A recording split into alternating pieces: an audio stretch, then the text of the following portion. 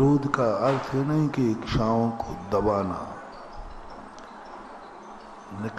निरोध का अर्थ है नहीं इच्छाएं उत्पन्न हो तो दबाना, उत्पन्न ही नहीं होने देना। इच्छा उत्पन्न होने के बाद दबाना विस्फोटक होती है। केतली में यदि भाप बन रही है और तुम निकलने के सारे रास्ते बंद कर दो तो समझ लेना केतली फटेगी, विस्फोट हो जाएगा। जैन दर्शन सबसे ज्यादा हठ योग का विरोधी होता है। हठ योग नहीं, हठ योग में क्या होता है, इच्छाओं को उत्पन्न तो होती है, उनको रोकता है। और वो भाप तो बन रही है, सिगड़ी जल रही है, पानी उसमें है, और वो सब तरफ के दरवाजे बंद कर दिए, केतली फट जाएगी, विस्फोट हो जाएगा। यही होता है यार। बहुत बड़े बड़े साधु तपस्वी लोग क्यों सफल नहीं हो पा रहे? उनका विस्फोट हो रहा, अंदर घुट रहे हैं, खा नहीं रहे हैं, खाने की इच्छा को रोक रहे हैं, नहीं खाऊंगा मेरा नियम है, लेकिन अंदर से भूख से तड़प रहे हैं, विस्फोट होगा। भूख से तो तड़प रहे हैं लेकिन खाऊंगा नहीं, मरोगे, विस्फोट होगा, पागल हो जाओगे, आर्त ध्यान के साथ मरोगे, खरबूजे में कीड़ा होगे। हमारे शास्त्रों में आता है एक व्यक्ति उसी चीज में मर गया, इसलिए कहा गया मरने के पहले उसकी अंतिम इच्छा पूछ लो क्या है। जो उसकी अंतिम इच्छा हो वो पूरी, इसलिए क्योंकि नहीं तो वो मर के उसी में आएगा। पहले लोग पत्नियों को जलाते थे पुरुष के साथ में, क्योंकि व्यक्ति सबसे ज्यादा किसको चाहता है?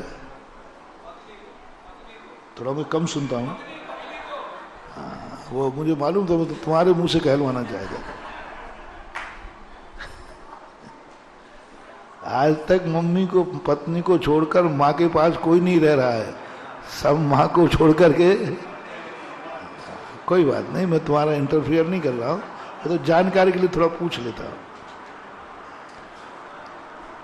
लेकिन उसके बावजूद भी हर व्यक्ति इस बात को जान रहा है, लेकिन उस बात के ऊपर विचार नहीं कर पा रहा है कि ये बात कितनी विस्फोटक है और कितनी ज्यादा हमारे लिए हानिकारक बनेगी। आप चाहते हैं, आप जानते हैं, लेकिन इच्छाएं आपकी जब बढ़ती हैं तो क्या कहते हैं भाई सब, इसलिए यह व्यक्ति लौट के आ सकता है भूत बन करके। किसके लिए लौट के आएगा? क्योंकि जिसको चाह रहा है वह वस्तु छूटती है, तो लोक व्यवहार में ऐसी रूढ़ी है कि वो भूत बन के उसके पास आता है। रिपीट करता हूं, भारत में एक लोक रूढ़ी है कि जो व्यक्ति मर रहा है वो किसको चाहता है सबसे ज्यादा, और वह वस्तु यदि उसकी छूट रही है तो वो भूत बन के आएगा। क्योंकि जिसको चाह रहा है वो छूट रही है। जो इच्छाएं दिन में पूरी नहीं हो पाती हैं व्यक्ति स्वप्न में करता है। 80-90% जो स्वप्न आते हैं वे दिन भर की दबी हुई भावनाओं को आते हैं। दिन भर में तो दबाता रहा, नहीं आया, फिर रात में वो कर बैठता है। वो किसी व्यक्ति किसी को सामने नहीं मार पाए ना, पीटना है, तो स्वप्न में पिटाई करके आ जाता है। चोरी करना है तो नहीं कर पाया तो स्वप्न में चोरी। आप सबको मालूम होगा जो दिन भर नहीं कर पाए फिर वो रात में स्वप्न में कर बैठता है। दबी हुई भावनाएं उसकी उजागर होती स्वप्न के अंदर। ऐसा ही व्यक्ति जिंदा में को जो नहीं कर पाता है वो फिर मरने के बाद करता है। तो सब लोगों ने ना किया कि भाई देखो ये इसको चाहता था पत्नी को और वो छूट गई, तो अब ये जरूर भूत बन के आएगा, इसलिए ऐसा करो इसी के साथ में इसकी पत्नी को भी, सती प्रथा थी, नाम क्या दिया गया, लेकिन वो सती प्रथा नहीं थी। सत्य ये था कि वे लौट करके भूत बन के ना आ जाए, इसलिए जिसके लिए वो लौट के आए उसी को साथ भेज दो।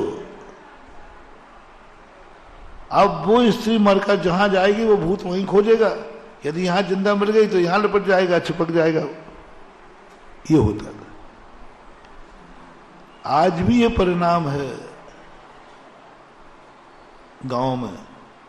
जो व्यक्ति शराब पीता है, मरते समय एक बोतल शराब की रख के आते वहां। जो बीड़ी सिगरेट पीते हैं, माचिस बीड़ी का कट्टा वहां रख के आते, भैया यहीं तक रहना, घर भर। तो ये परंपराएं कुछ ऐसी थी।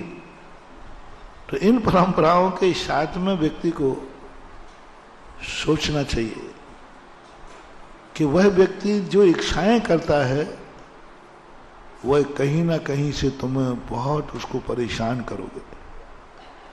इसलिए सबसे पहला काम हमने बताया था कि ऐसा कुछ करो, इच्छाएं दबाना नहीं है।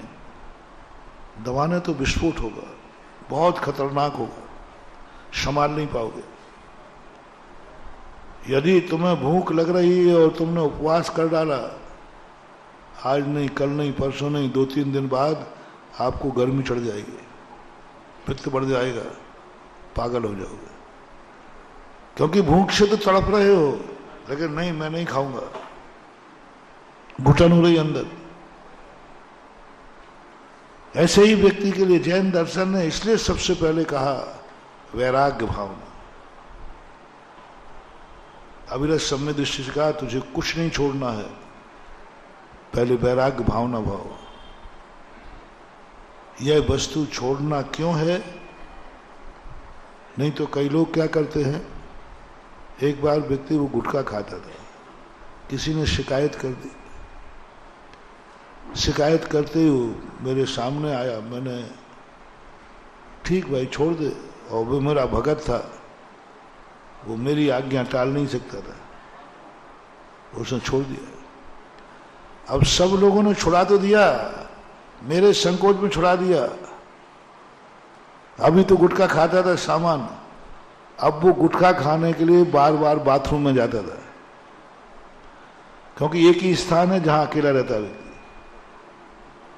टॉयलेट के बहाने, बाथरूम के बहाने वहां जाता, और लोग घर के परेशान कि तुझे बाथरूम में आजकल इतना टाइम क्यों लगने लगा। तो वो क्या कहता है, वो गुटखा बंद करा दिया ना, इसलिए पेट साफ नहीं होता, इसलिए टाइम लगता है। अरे भाई पोटी में टाइम लगे, लेकिन सुसु में पता चला है कि वो उसने गुटखा खाने का स्थान बाथरूम बना लिया। मैंने उसको बुलाया, मैंने कहा भैया तो कल से गुटखा चालू कर दे। उन्होंने बोला आज क्यों, कोई गलती हो गई? मैंने कही नहीं, कम से कम सड़क पे ही खाता था, अब तो तू टॉयलेट में जाके खा रहा है, कम से कम खा तो रहा ही है, और स्थान और गंदा खा रहा है। कितने गंदे स्थान पर तू खा रहा है। यही होता है। हठ योग से हम अपने मन को जबरदस्ती रोकते हैं, वो इतने गंदे काम करता है, इतने बुरे स्थान पर करता है, जिस स्थान पर लेने पर आत्मा कांप जाती है, क्योंकि उसने वासनाओं को दबाया है, रोका नहीं। और वासनाओं को दबाया हुआ व्यक्ति कहीं ना कहीं से वह गड़बड़ करेगा, और ऐसे गलत समय पर, ऐसे गलत स्थान पर ऐसा करेगा कि उस घटना को यदि वह सामने करता तो इतना पाप नहीं होता, उससे कई गुना वो पापी, क्योंकि कहां खा रहा है वो, क्योंकि उसने छोड़ा ही नहीं था, छुड़ाया गया है। इसलिए जैन दर्शन ने तत्व दृष्टि दी, पहले त्याग नहीं दिया। त्याग के साथ रखा, दो बातें दी, श्रद्धा और त्याग। श्रद्धा तो उन्होंने कहा जैसा मैंने कहा है वैसा ही आप श्रद्धान कीजिए, जो जैसा है वैसा ही।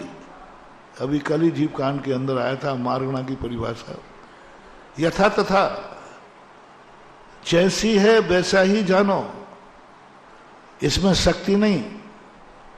लेकिन जब त्याग की बात आई, शक्ति तस् त्यागः,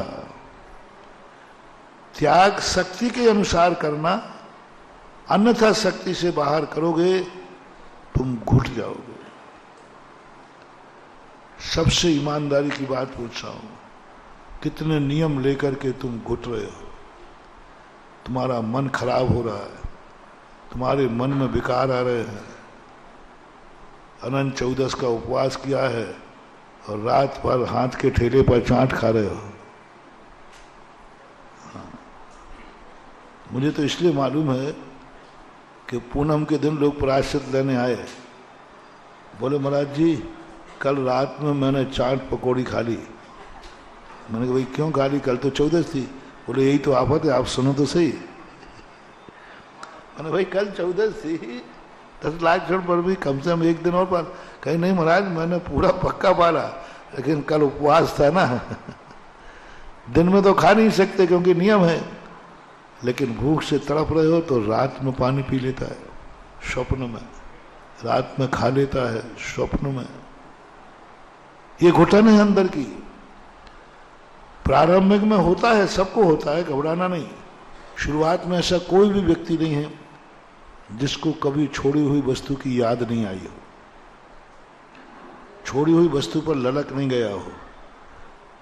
इसलिए तत्वार सूत्र में कहना पड़ा कि मरते समय पूर्व रतानुस्मरण। त्यागी वृत्तियों को कहना पड़ा कहीं तुमने त्याग किया है, घर की याद तो नहीं आ रही, छोड़ा है तो। कितनी ऐसी दुनिया में तीर्थंकरों का तो कह नहीं सकता मैं,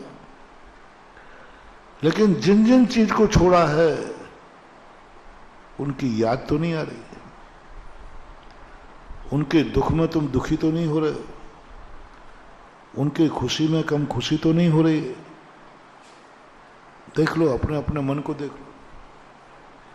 साधु से कहा, मुनराज से कहा, दीक्षा ले ली, इसमें कोई संदेह नहीं है, लेकिन जो जो छोड़ा है वह स्मृति का विषय तो नहीं बन पा रहा है। यदि बन रहा है सावधान, और तुम रो के बैठे हो, तुम रो के बैठे हो और घर की तुम्हें याद आ रही है, विस्फोट हो जाएगा। एक दिन तुम भ्रष्ट हो जाओगे, पागल हो जाओगे, या तो भाग जाओगे और या पर पागल होकर ब्रेन हेमरेज हो जाएगा, क्योंकि तुम घुट रहे हो, तुम्हें बार बार याद आ रही घर की,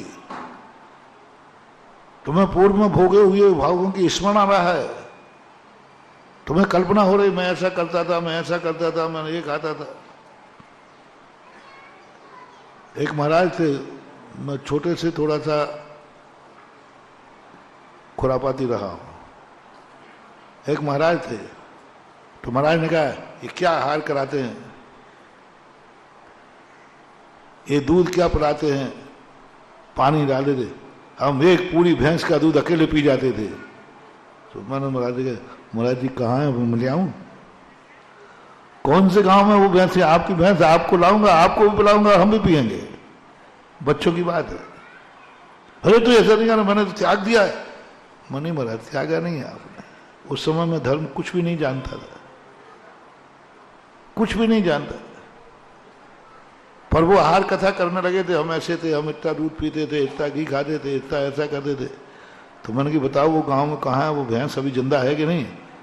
हम यहीं लाके लगा देते, तुम भी पीते रहना। और उन्होंने कहा नहीं नहीं मैंने त्याग दिया है, वो बात नहीं कह रहा हूं। मैंने कि महाराज नहीं त्यागा, अभी भैंस आपके साथ है, आपने त्यागा नहीं है, भैंस आपके साथ है, तभी आपको स्मृति आ रही, अन्यथा नहीं आती। ये जैन दर्शन का सबसे बड़ा, यदि यही घुटता रहा, ध्यान रखना वो मर करके भी उसी घर में, उसी रूप में, उससे नीचे रूप में कीड़ा आदि बन करके रहेगा, क्योंकि वह छोड़ा वस्तु को छोड़ना इतना कठिन नहीं है, लेकिन छोड़ी हुई वस्तु का मन में भाव नहीं आना, ये निभाना बहुत कठिन हुआ। छोड़ने में कुछ नहीं लगता, कोई भावावेश में छोड़ देता है, कोई देखा से कि छोड़ देता है, कोई स्मशान बैराग हो जाता है छोड़ देता है, लेकिन बार बार वह मन संस्कार था जन्म जन्म का, बार बार मन वहीं जाता है, बार बार। और ये मन यदि आपका जा रहा है तो महानुभाव सावधान हो जाओ, कोई ना कोई विस्फोट की स्थिति बनेगा, बिगाड़ेगा ये भ्रष्टाचार तुम्हारी समय, और समय तो तुम कर नहीं पाओगे, क्योंकि तुम और समय तो भक्त लोग तुम्हें कुछ सोच नहीं देंगे। जैसे ही तुम सोचने बैठोगे तो बस नमस्ते महाराज, नमस्ते महाराज, तुम्हारा उपयोग। और फिर वो कहे महाराज जी आप, मैं दूर से आया हूँ, ये आशीर्वाद है, चाहिए मुझे, आपका मन बदल दिया कि नहीं।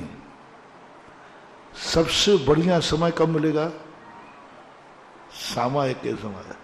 सामायिक के समय वो पेरेगा, तुम्हारी सामायिक बिगाड़ देगा, और पूरे समय में वही आएगा जो तुम्हारे दिमाग में भरा है। निद्रा में आएगा, सोते समय आएगा, और ये होता रहता है। और इसी के जीतने का नाम मन की तरंगे मार ले बस, हो गया भजन, आदत बुरी सुधार ले बस, इतनी सी बात। साधु बनने के लिए कुछ नहीं करना, मात मन को मारना है। मान शरीर में तो बहुत ताकत है, मन की तरंगें उठती हैं, और तरंगें भावी कल्पना की नहीं, अतीत की स्मृति की जो तरंगें आती हैं वो खतरनाक। और उन तरंगों को रोकना है कि नहीं, जो छोड़ दिया छोड़ दिया। उपवास है नहीं, रोटी का सवाल ही नहीं। हम भूख से तड़प नहीं रहे हैं, हम उपवास का आनंद ले रहे हैं। कितना अंतर आ गया? उपवास है दो, एक भूख से तड़प रहा है, वेदन हो रहा, अनुभव में आ रहा है, मुझे भूख लग रही, प्यास लग रही, और वो अंदर अंदर, लेकिन पिएगा नहीं, नहीं नहीं नहीं पीऊंगा तो नहीं। और एक व्यक्ति उपवास का आनंद ले रहा है, ओह मैं कितना भाग्यशाली हूं कि आज बिना अन्न के, बिना उसके स्वावलंबी होकर रहूंगा, आज मुझे आत्मा की शक्ति का पता चल रहा है। उपवास में दोनों ही होते। ज्ञानी व्यक्ति आनंद लेता है और अज्ञानी व्यक्ति तड़पता है। ये उपवास, ये बाह्य तप सूर्य के समान है। यदि बहिर्मुखी रहे तो सूरज बाहर से तपता है, बाहर से तपता है, और सूरज के अंदर देखो एयर कूल्ड है। सूरज बाहर जितना तप रहा है ना, इतना अंदर गर्म नहीं है, वहां तो एयर कंडीशन है। ऐसे ही उपवास आदि, अंदर चले जाओ तो एयर कंडीशन है, और बाहर आ जाओ तो तप तप करके तप जाओ।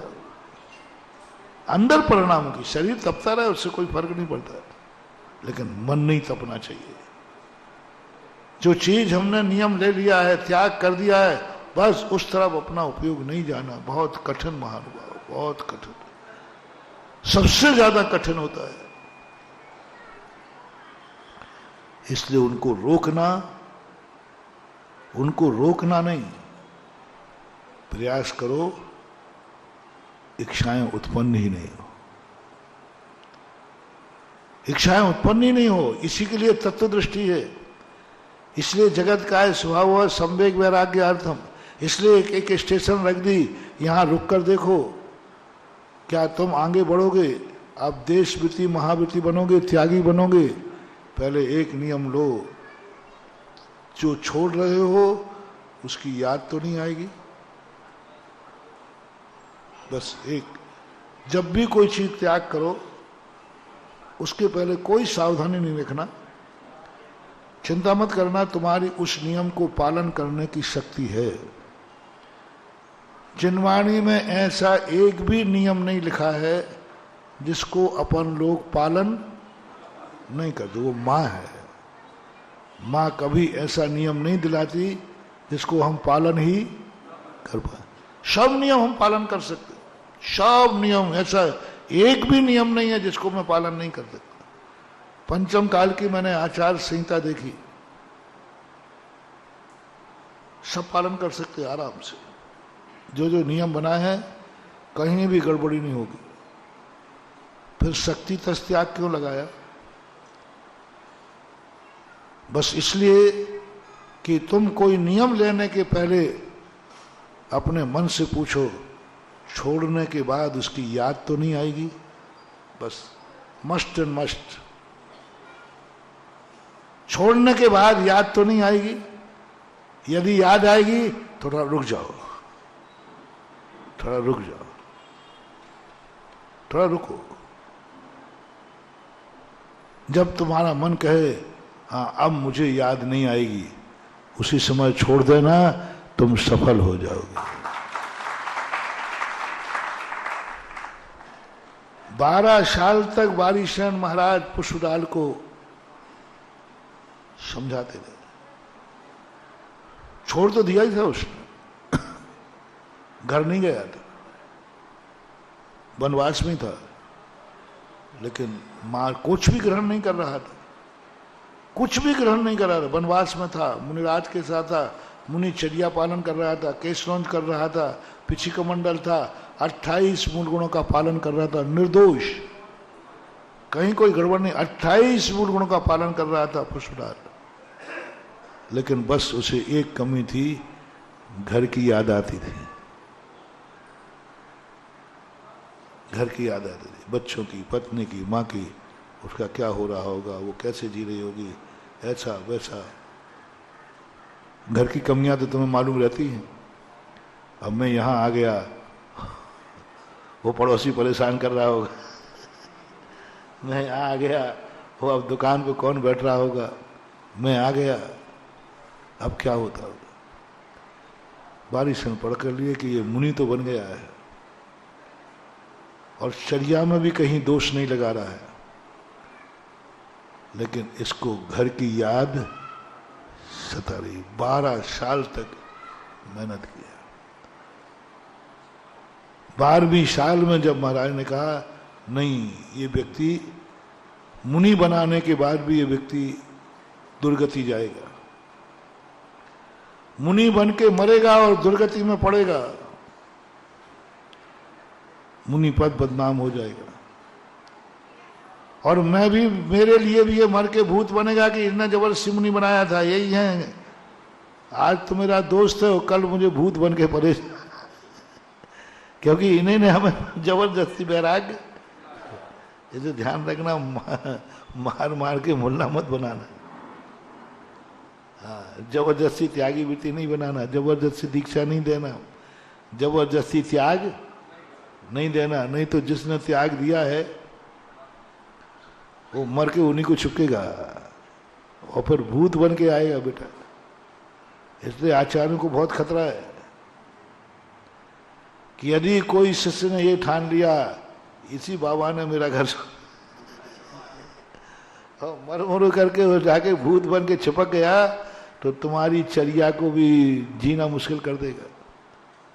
इसलिए स्पष्ट कहा है, धर्म को थोपना नहीं। महावीर चाहे थे तो सारे विश्व को अपने चरणों में झुका लेते। महावीर चाहे तो सारा दुनिया महावीर के अनुयायी होते। महावीर चाहे थे तो जिनेंद्र मंदिर के अलावा दुनिया में कोई दूसरा आयतन नहीं होता, लेकिन महावीर ने नहीं चाहा। इतनी शक्ति थी। सौधर्मेंद्र से कहते थे जाओ, कोई भी व्यक्ति कहीं नहीं जाएगा, सीधा जैन मंदिर आएगा। सौधर्मेंद्र को क्या लगना था, 1 मिनट में सबको इकट्ठा कर लेता है। और तुम कहीं जाते और वहीं पर तुम्हारे पास झापड़ मापड़ मार दो, तुम ऐसे ही भग जाते। महावीर चाहते तो पूरों को अपना फॉलोवर बना देते, लेकिन उन्होंने स्वधर्म से नहीं कहा, स्वयं शक्ति का प्रयोग नहीं किया। वो जानते थे धर्म बुलाने से नहीं होता है, धर्म आने से होता है। डर भयासा स्नेह लोभाश्य कुदेवा गम लिंग नाम। भय और स्नेह और लोभ से धर्म नहीं किया जाता, धर्म अंदर के वैराग्य भाव से किया। कोई जबरदस्ती नहीं की। ऋषभ देव ने अपने पोते के साथ जबरदस्ती नहीं की, चाहते तो कर सकते थे। स्वधर्म उनसे कह सकते जाओ मारी शो पकड़ के लाओ,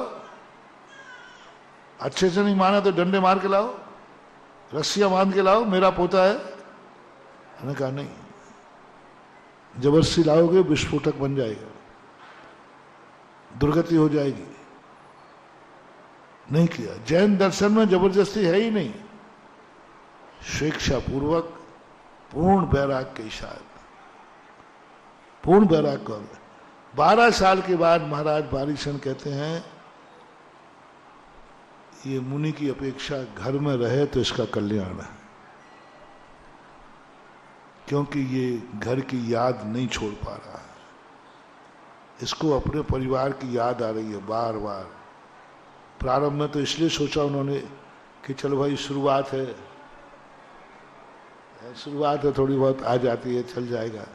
1 साल हो गए, कोई बात नहीं, 2 साल हो गए, 3 साल, कितने साल हो गए? 12 साल, हाईएस्ट 12 साल हो गए, एक युग खत्म हो गया। अब भी उसको नहीं छूट पा रहा है, तो अब नहीं, अब तो इसको घर भेजना ही श्रेष्ठ है, घर भेजना ही श्रेष्ठ है। ये मुनि बन के बनेगा, भूत बनेगा, दुर्गति में पड़ेगा, आर ध्यान से बनेगा, त्रियंचों में जाएगा, और शांति के साथ अपने परिवार के साथ मरेगा तो कम से कम भूत तो नहीं मरेगा। पहुंच गए लेने, छोड़ने पहुंच गए।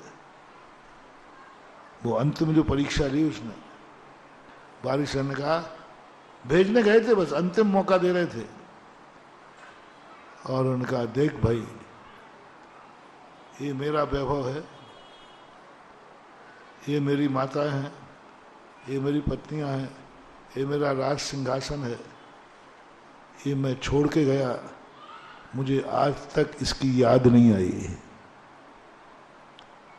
आज तक मुझे याद नहीं आई, और आज याद आई है वो भी तेरे लिए, तुझे दिखाने के लिए मैं आया हूं। मुझे आज तक किसी की याद नहीं आती, देख मेरा धन वैभव। बोले इतना धन वैभव की आपको याद नहीं आती?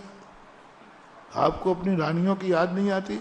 आपको अपने माँ बाप की याद नहीं आती? बोले नहीं आती, क्योंकि मैंने तत्व ज्ञान प्राप्त किया है। मैं तो एक छोटी सी झोपड़ी है, मेरी पत्नी तो कानी है, और मेरे बाद तो कुछ नहीं है। उनकी याद में मैंने 12 साल गुजार दिए। वो चरणों में आके गिरा, बोले बस एक बार माफ कर दो, अब मुझे कभी याद। और ऐसा बैरागी बना, ऐसा बैरागी बना कि तपस्या करके सर्वार सिद्धि गया, मात्र एक चीज छोड़ने से। छोड़ी हुई वस्तु की याद नहीं आना चाहिए, ये सबसे बड़ी तपस्या और साधना है, सबसे बड़ा त्याग है। बाहर के त्याग करने से कुछ नहीं होता मानव, ये तो मात्र निमित्त है। अंदर से त्याग होवे, भावना से त्याग होवे, वस्तु स्वरूप का चिंतन करके त्याग होवे, तो फिर याद नहीं आती। एक व्यक्ति ने बोला महाराज जी हमें आपकी बहुत याद आती है। तो मैंने कहा देख झूठ बोल रहा है। महाराज जी सही बोल रहा हूं, याद आती है। मैंने झूठ बोल रहा है, यदि तुझे मेरी याद आती होती तो मेरी गद्दी में कुलबुली चलना चाहिए। ऐसा आप लोग बोलते हैं ना, कोई मुझे याद कर रहा है, तो मैंने कहा भाई मेरी तो गद्दी कभी खुलवा नहीं, और तुम्हारी याद से यदि मेरी बुद्धि में कुलकुली आ जाए तो अभी तक तो मेरी चमड़ी निकल जाती, क्योंकि मुझे तो कितने याद कर रहे। बोलो कहाँ कहाँ के लोग याद कर रहे हैं? हजारों लाखों लोग, पता नहीं कितने लोग याद कर रहे हैं। पर मेरी गद्दी में तो आज तक खुजली चली नहीं तुम्हारे कारण से। तो नहीं महाराज जी देखो, आप झूठा आरोप मत लगाओ, सही में आपकी बहुत याद आती है। तो मैंने कहा तू कहना क्या चाहता है? बोले बस इतना ही कहना चाहता हूं, आपको भी कभी हमारी याद आती है कि नहीं?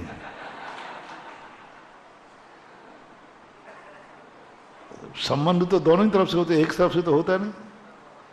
तो आपको मेरी याद कभी आती है कि नहीं? कभी मैं तुम्हारे, अब मैं क्या कहूं,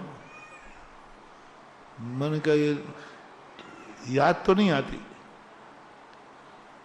लेकिन तेरे पे दया जरूर आती है। साधु को तुम याद करते हो, साधु तुम पर दया कर। याद का उल्टा करो, याद दया, बस यही तो 36 का आंकड़ा है। तुम साधुओं को याद करते हो और साधु तुम पर दया करता है। दया जरूर करता हूं, याद तो नहीं करता मैं। और दया करने में धर्म है, दया करना तो पाप नहीं है ना। याद करना मोह है, दया करना मोह नहीं है। तो दया तो मैं सब पे करते ही हूं। याद नहीं आना चाहिए। यदि भक्त की भी याद आ रही है तो खतरनाक है, और दुश्मन पर भी दया आ रही है तो बेड़ा पार है। क्या कहा? भक्त की याद आ रही है तो खतरा है, और दुश्मन पर भी दया आ रही है तो कोई बात नहीं। दुश्मन पर भी दया आ रही, आती है, आना ही चाहिए। तो हमें इस बात पर सबसे पहले ध्यान देना है, तुम सब धर्मात्मा हो, मैं भी धर्मात्मा हूं। तुम भी कुछ ना कुछ त्यागी हो, मैं भी बहुत त्यागी हूं। तुम थोड़े कम हो, हम थोड़े ज्यादा हैं। बस आज अपन सब एक निर्णय पर पहुंचते हैं, रिजल्ट पे। तुमने भी कुछ ना कुछ त्यागा है, मैंने बहुत कुछ त्यागा है। बस आप सबको अपनी कॉपी में अपने नंबर देना है।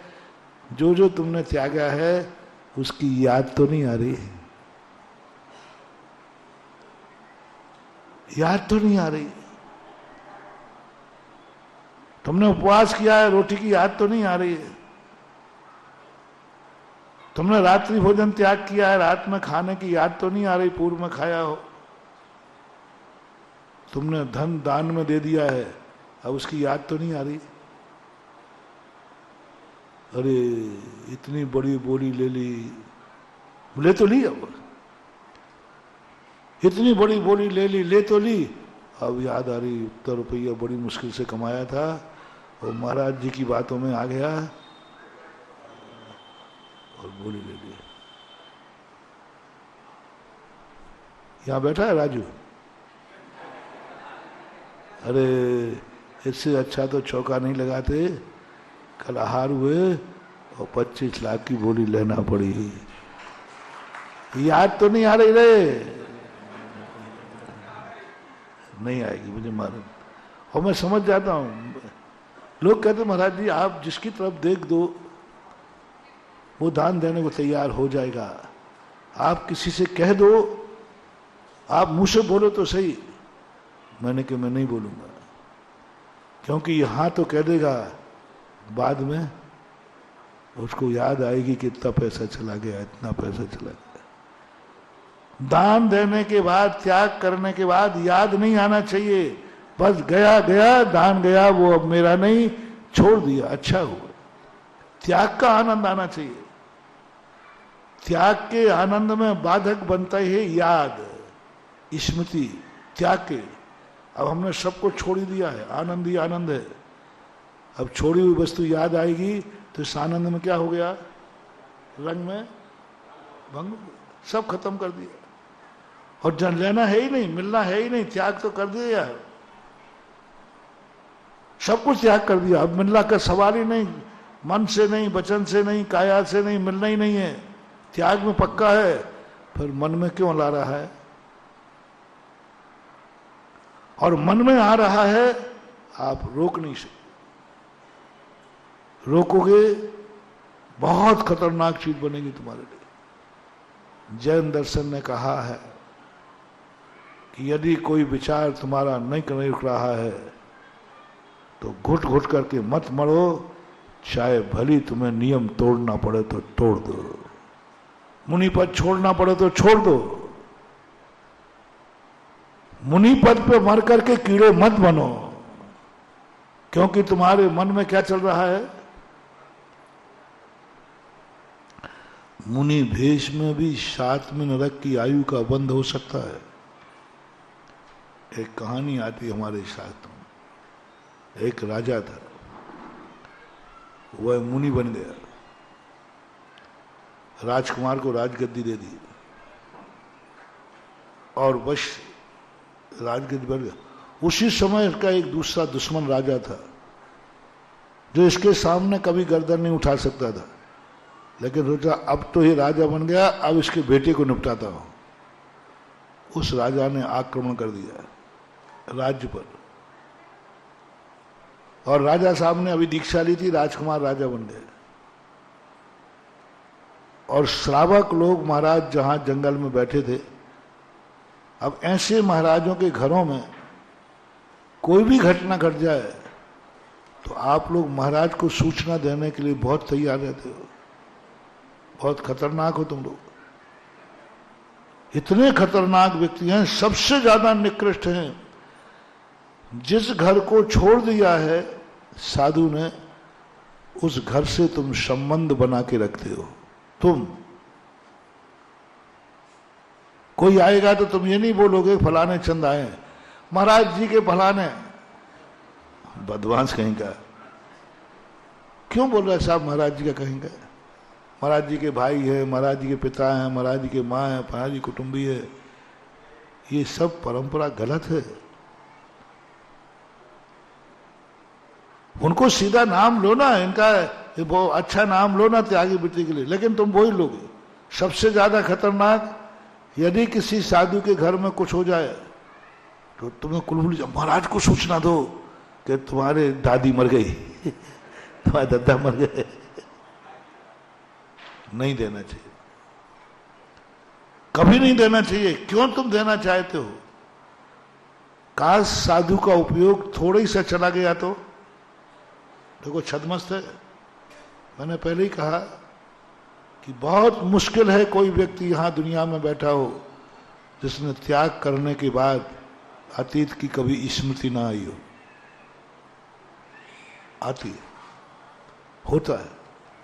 और उसमें तुमने और माचसी कार्य, उसको पता ही नहीं था और तुमने कह दिया, और एक क्षण को भी उसको अच्छा वो मर गया। तुम्हें एक मुनि को भ्रष्ट करने का पाप लगेगा। जो मुनियों को अपने घर की बातों को, उनके घर की बातों को ला करके महाराज को सुनाता है, वो एक मुनि को भ्रष्ट करने का पापी होता है। अब मुनि तो तुम बने नहीं, और एक मुनि को तुमने भ्रष्ट कर दिया। सुनाना ही नहीं चाहिए, क्योंकि त्याग दिया, क्या मतलब है लेना देना, क्यों बताना? गोत्र चला गया, सुआ सूतक चला गया। मुनिराज को सुआ सूतक लगता है क्या? गोत्र ही बदल गया, सुआ सूतक नहीं, संबंध नहीं, लेना एक ना देना दो। जैसे तुम्हारी दुनिया में घटता रहता है, तुम्हें कुछ नहीं होता, ऐसे हमारे वहां घटता रहे, कुछ होने जाने वाला नहीं, मैं तो त्याग चुका हूं। लेकिन तुम आके कहोगे। और श्रावकों की बहुत गंदी आदत होती। वो महाराज अभी राजा बने ही थे, इधर युद्ध की घंटी बन गई, 2 श्रावक उठे, वो दमोई के ही थे। दमोई के होंगे क्योंकि इन्हीं में सबसे। और जाकर के जहां महाराज ढूंढते हुए महाराज को, और महाराज जहां बैठे थे हमारा ध्यान में बैठे थे, ये तो ध्यान में बैठ गए, ये तो राजगद्दी छोड़ के बैठे हैं, और फलाने राजा ने राजकुमार पे आक्रमण कर दिया है। अब वो बेटे को वो बंदी बना लेगा, वो मार डालेगा, राज छिन जाएगा। अब महाराज के सामने सुना चला करके, और नहीं सुनी, महाराज सुनो सुनो, आपके घर की क्या हालत है, आपके राज्य की क्या हालत है। महाराज नए नए थे, मैंने पहले ही कहा कि नए नए मामला गड़बड़ होता है। कितना भी कुछ करो, नए व्यक्ति को अतीत की याद। अच्छा तुम बताओ, तुम्हारा गोत्र बदल गया कि नहीं जिनकी शादियां हो गई? लेकिन कभी कभी पीहर की याद आती है कि नहीं?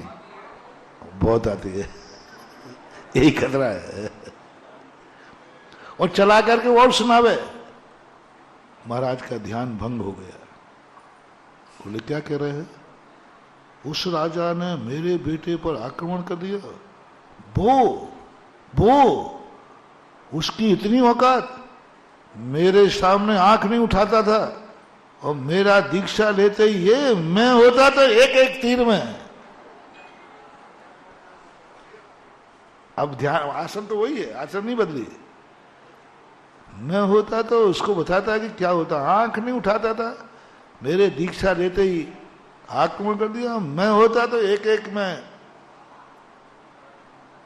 कौन सी आकृति बन गई? युद्ध में पहुंच गए। महाराज कहाँ थे? मुनि महाराज पहुंच कहाँ गए? और मार काट चालू, ऐसी तलवार चलाता, ऐसे चलाता, ये चला, सब चालू चल रहा है। उधर समूषण में दोनों श्रावक पहुंचते हैं। बोले महाराज जी, हमारे राज्य के राजा साहब ने दीक्षा ले ली है, उनको मोक्ष कब होगा? वो ध्यान में बैठे हैं, मोक्ष कब होगा उनको? क्या स्थिति बनेगी उनकी? तो उन्होंने कहा इस समय वो 7वें नरक की आयु का बंद कर रहे हैं, गति का, नरक गति का बंद कर रहे हैं।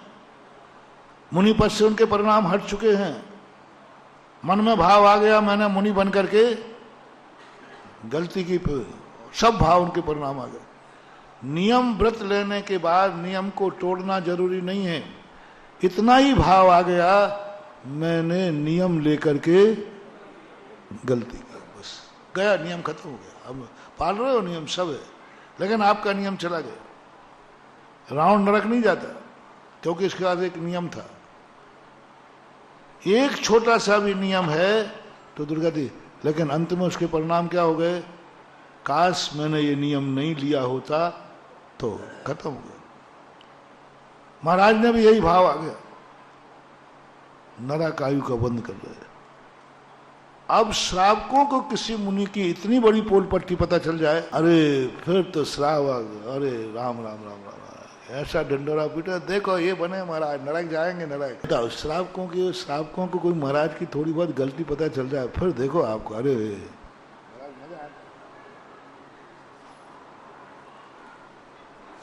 बहुत मजा आता कई लोगों को। देखा महाराज होकर के, और भी तुरंत भगवान का समोसन छोड़ दिया। बोले चलो अब महाराज को सुनाते अपन कि तुम्हारी क्या दशा होने वाली है।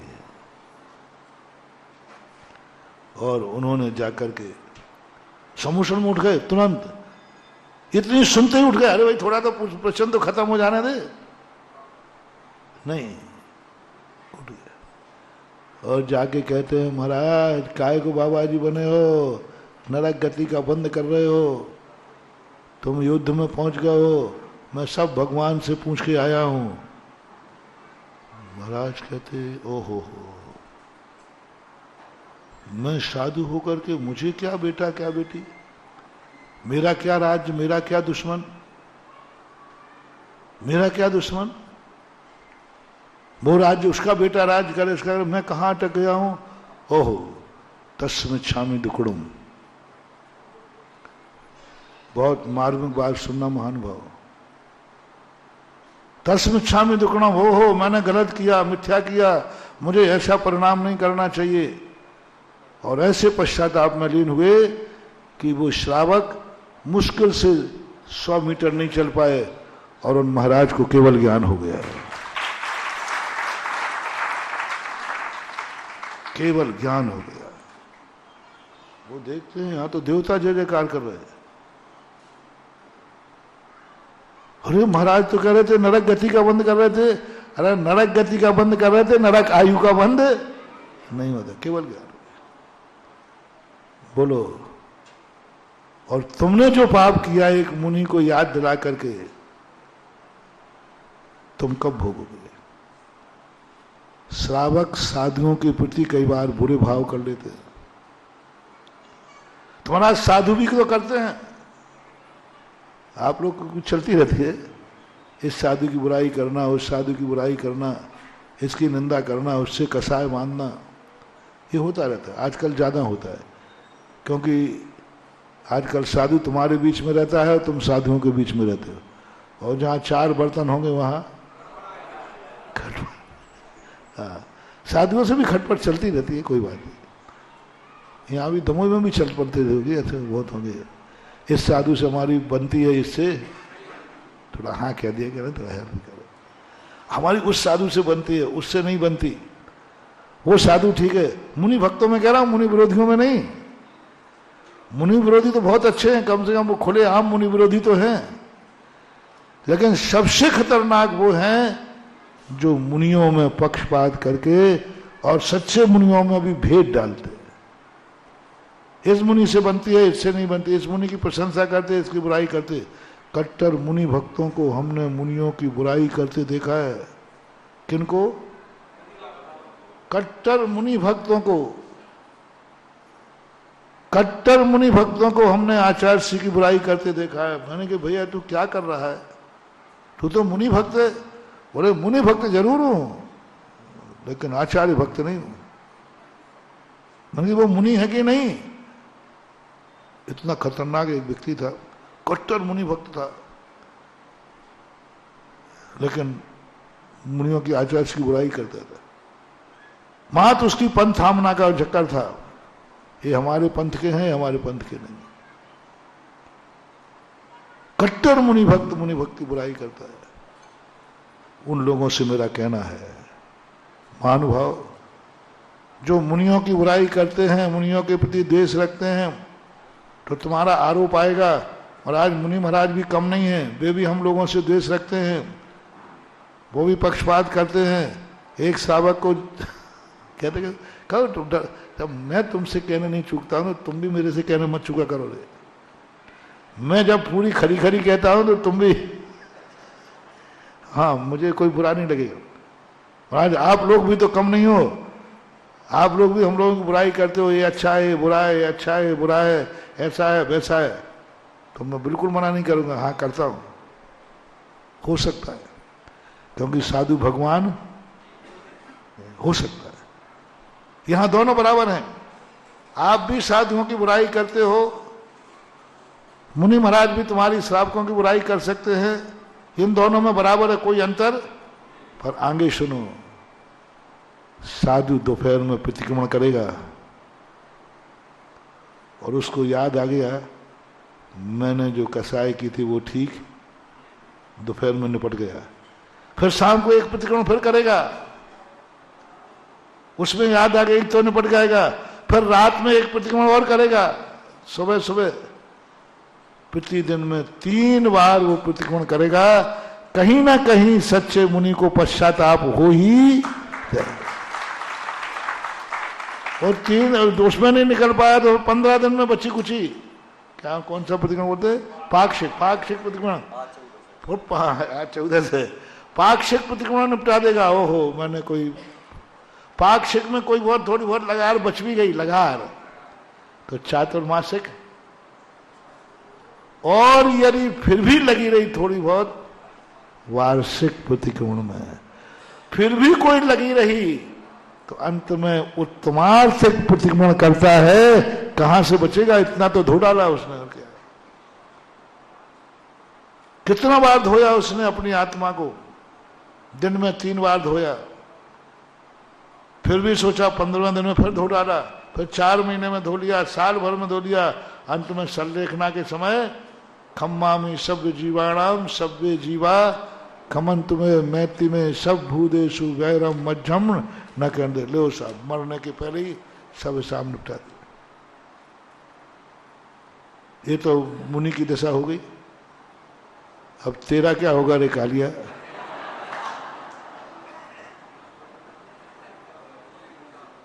तूने तो यदि साधु की बुराई कर ली तो अब तू प्रतिक्रमण तो करता नहीं, ना देने के देवे से करे, ना रात में करे, जिंदगी में मरने के समय भी नहीं करे।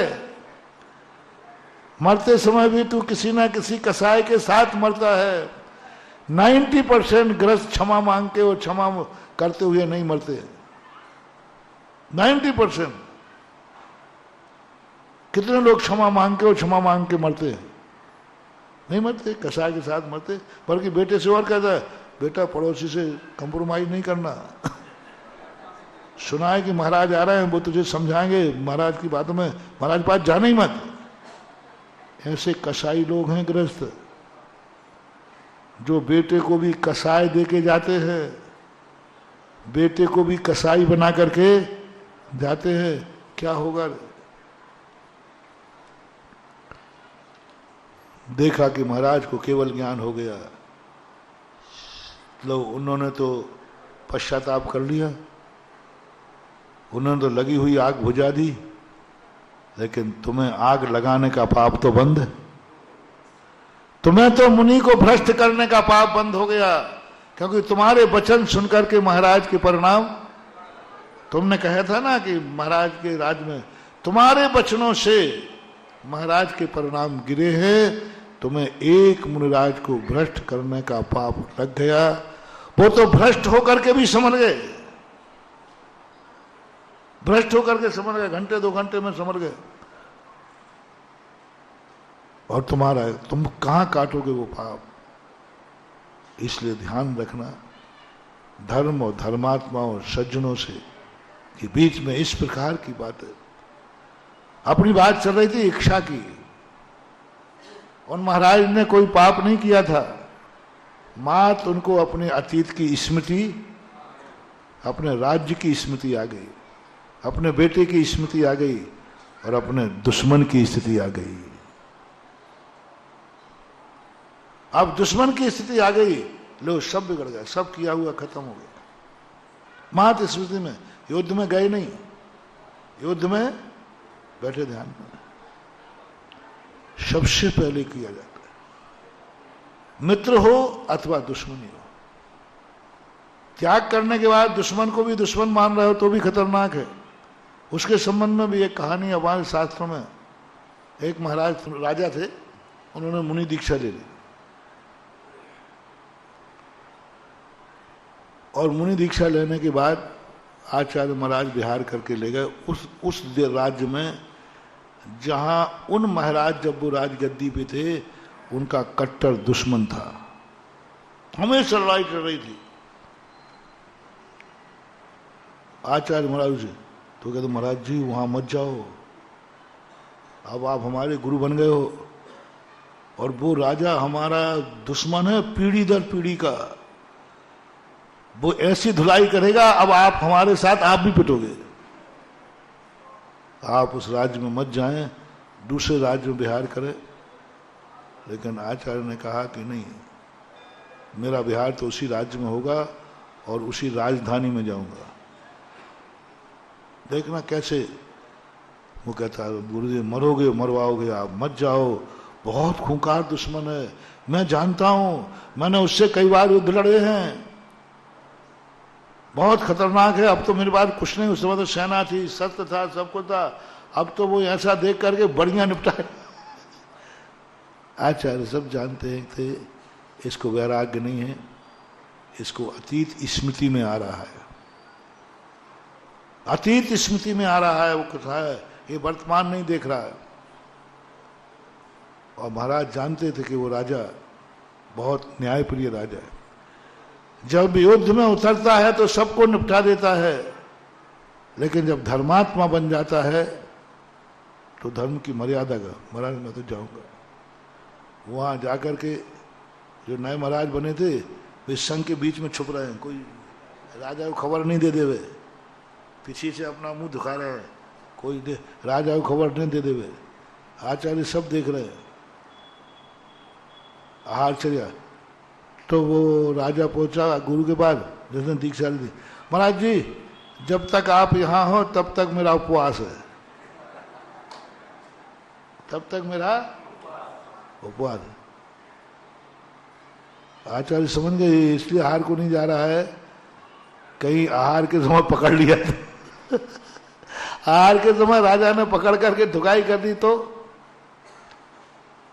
गुरु महाराज ने कहा नहीं, कोई उपवास नहीं, जब तक मैं वहां हूं आपको प्रतिदिन आहार को उठना है, टेक टू ऑर्डर। उन्होंने कहा मर गए। देखो महाराज जी मत भेजो, अभी तो कम से कम सब संग है, सबके बीच में बैठे हैं, आहार के समय तो आप भी साथ नहीं रहोगे, और वो कहीं ना कहीं पकड़वा देगा और ऐसी धुलाई करेगा कि आप मेरे गुरु हैं कि दुश्मन हैं। गुरु ने कुछ नहीं, आहार को उठोगे। ठीक है, उसने सोचा आहार को उठूंगा, जहां राजगद्दी का महल है, राजमहल, वहां नहीं जाऊंगा, मैं तो किसी छोटी बस्ती में हार कराऊंगा, धीरे पास में।